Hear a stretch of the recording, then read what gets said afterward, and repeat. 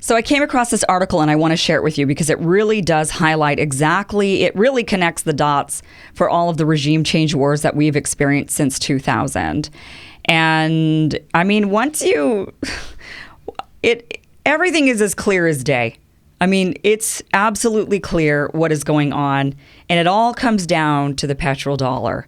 And we will get into the petrodollar and why it's so important and what would happen if it fully collapsed. I do want to get into that at a later time. Today, I don't want to, but I do want to start connecting some of these regime change war dots. And what's alarming is that when you look at all of the countries that have that we've made our enemy in some way, or we have gone in and overthrown in another way, they all have one really big thing in common. And that is that they decided that they were going to ditch using the American dollar to buy oil. So this great article from Market Slant, and I'm putting the link down below for you to read for yourself, but let's just go over some of the things that they have laid out for us here. So they talk about, back in the day, the dollar was backed by gold, an actual pile of gold that was stored in Fort Knox. And during Nixon's presidency, he decided to get rid of that and say, okay, we're not going to back the U.S. dollar anymore using actual physical gold. We're going to move to a different system. And that system was that now the dollar is basically propped up by, I would call it the oil market. So it's not backed by oil per se. It's not like every dollar is backed by a certain amount of oil. It's not that. It's the oil market that is propping up the dollar. So what happened was we actually struck a deal, and this is important to know. We struck a deal with Saudi Arabia that we would provide for them weapons and we would provide for them security, military security, in exchange for them to buy and sell, make sure that the buying and selling of oil was done in American dollars. Doing this made the dollar extremely strong, and it made the dollar in high demand. Everybody in the world who didn't have an oil reserve of their own would be required, which is the vast majority of the world, would be required to buy and sell oil using the American dollar, which means that these nations needed to get their hands on the American dollar. That made the dollar high demand. It made the dollar very, very valuable.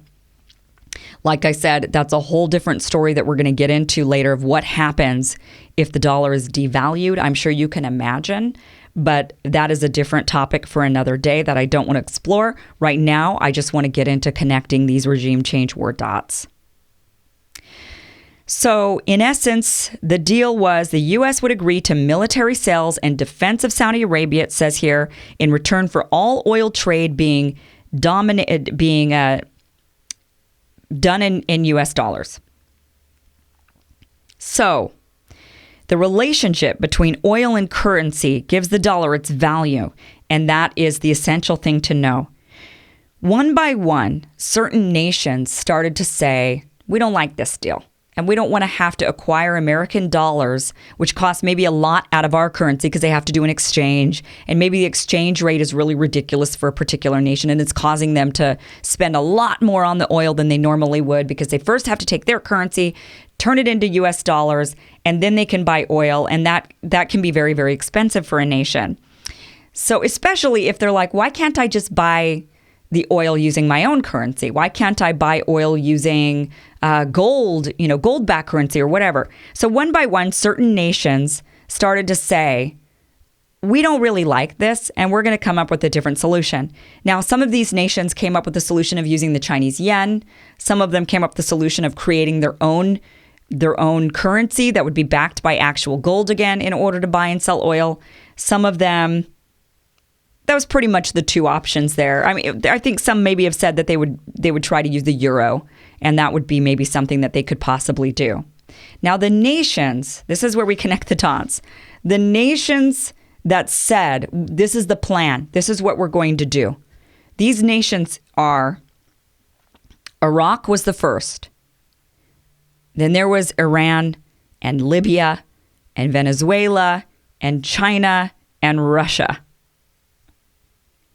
And those are the nations Now, Syria comes into play, but that's a little bit of a different, I want to get into that one here in a second, but let's just think about this.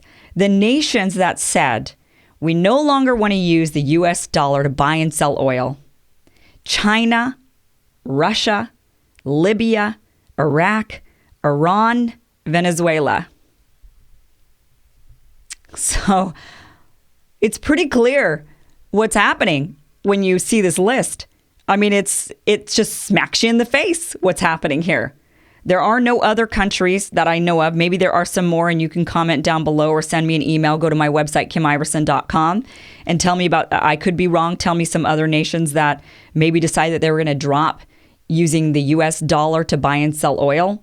But this is a pretty alarming list, especially when you think about the nations that we're considering to be our enemy or nations that we want to topple. We did topple Iraq and Libya. Look what we did to them. Iraq in 2000 said that they were no longer going to be using the US dollar. And look what happened to them. That was in 2000. 2000, Iraq says, we're not going to use the US dollar. After 9/11, the country that we decide to march into is Iraq, because we said that they had weapons of mass destruction. Why were we not going after Saudi Arabia when 9/11 was largely done by Saudis? What happened there? So we go into Iraq, we say they've got weapons of mass destruction, and coincidentally, it was shortly after Iraq saying that they were going to drop the US dollar to buy and sell oil. That's coincidental.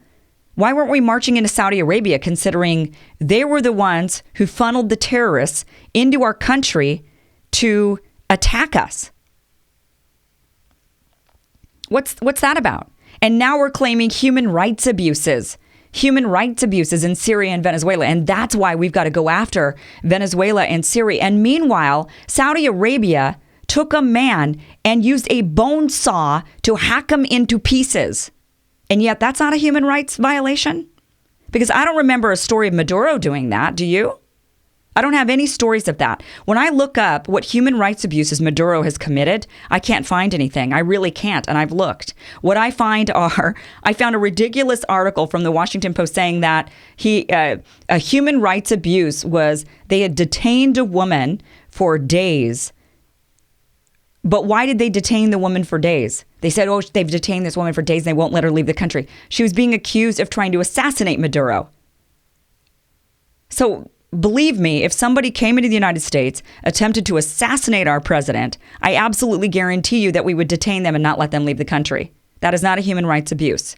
They're saying, oh, other human rights abuses, the people are starving. Well, the people are starving because the nation's economy has tanked. Why is the nation's economy tanked? Because we basically said, if I can't have you, nobody else can. That's what we said to Venezuela about their oil. We said, oh, I see. You think that you're going to nationalize your oil and that you're going to make sure that those profits go to the people of Venezuela rather than to some rich capitalists.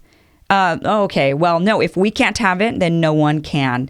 And we made sure that they were unable to sell it, that they were unable to profit off of that oil. We just said, okay, if you're not going to let these private companies come in and profit off of that oil reserve, then no one's going to profit off of it. Not you, not the people, nobody. And we bankrupted that country. We made sure that they had hyperinflation by flooding their market with really cheap oil. We did so many things. And yet, of course, the people are starving. Their economy has tanked. We had a population that starved at one point. It was during the Great Depression. So human rights abuse, apparently. So Iraq in 2000 announced that they would no longer use the US dollar to sell oil in the global market. In Libya, Gaddafi, he proposed that he wanted to create a unified African currency backed by gold, which would have been used to buy and sell African oil. And look at what happened to Gaddafi. In 2017, Venezuela announced that it would free itself from the dollar. And look at what we're doing down in Venezuela. We're trying to fearmonger and spread propaganda about Maduro in order to topple the guy and put in a guy who is going to privatize the oil market in Venezuela and keep the oil backed by the US dollar. So Iran has been using alternative currencies like the Chinese yen for some time now. China and Russia, they have been buying large swaths of gold, trying to get themselves prepared for potentially switching to a currency that is going to be backed by gold in order to buy and sell oil.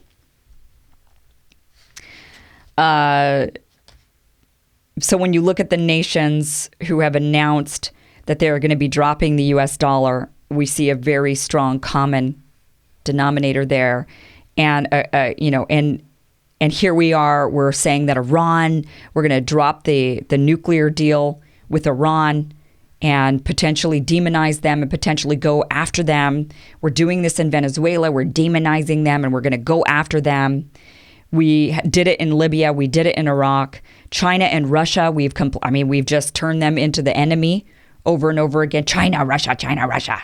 We're going after them. We can't really go after them and topple them because they're nuclear world powers.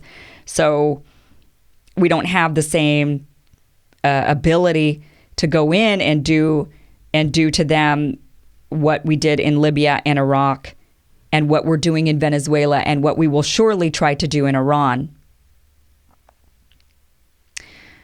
So Syria, what is interesting about Syria is that Syria and Iran have a mutual deal. They're buddies. They help each other out quite a bit.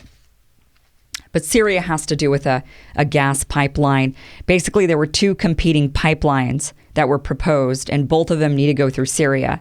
One of them was from Iran through Iraq into Syria, and the other one was from Saudi Arabia. It would go through Saudi Arabia and through Syria and into Lebanon. And these pipelines were meant to get gas to Europe. Russia has the big market of gas into Europe. They pretty much control that market, and they're dependent on that market. And so the Syrian civil war, when you look at it, it's actually not really about human rights abuses or Assad or any of these other things. You can actually line up who's for who based on who was for which pipeline. So the first pipeline was Iran. Russia was backing it. Syria, they're all together. The second pipeline was going to go through Turkey. So it was like Saudi Arabia, which the U.S. defends and backs. And then it was going to go through Lebanon and into Turkey. And, so you can see here the two sides. And obviously we have not been successful in Syria trying to topple Assad in order to get that gas pipeline going. And, so it's kind of one of those things that, I connect the dots, guys. I mean, this is just scary stuff. Anybody who says, oh, no, it's all these human rights abuses, really? Because once again, what about Saudi Arabia? They took a bone saw and hacked a guy up to pieces. And where's the screaming there? They stone women to death. Where's the screaming there? They didn't even let women drive up until just recently. Where's the screaming there? This is where Bernie Sanders is right. What he said in the town hall, he says, why are we complaining about the human rights abuses of one country, which may or may not be true for sure. Yes, there could be. There's many, war is ugly. War is ugly.